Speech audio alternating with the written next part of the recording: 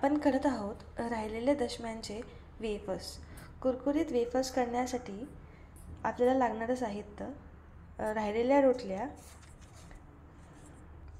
मीठ आणि तिखट. कृती: कढईमध्ये आपण तेल तापवायला ठेवायचं आहे आणि राहिलेल्या रोटल्यांचे अशा प्रकारे काप करून घेतले आहेत. ते आता आपण तेल गरम झाल्यावर तेलात तळून घ्यायचे आहेत. आपण हे असे टाकून घेत आहोत.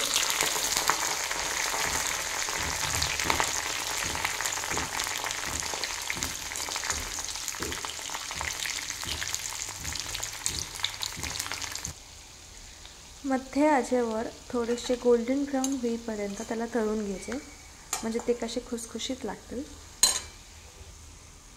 गोल्डन ब्राऊन असे होत आलेत. आता आपण हे काढून घेऊयात.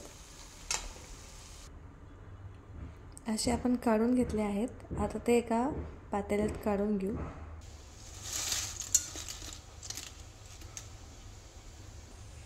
आता आपण ह्याच्यात मीठ आणि तिखट भुरभुरून घेऊयात.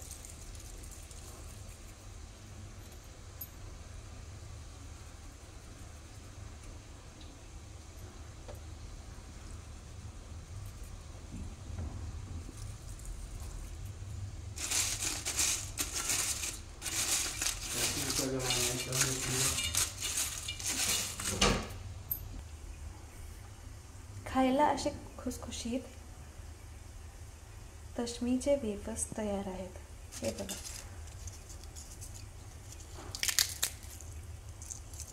असे खुसखुशीत वेफर्स खायला तयार आहेत. नक्की ट्राय करा.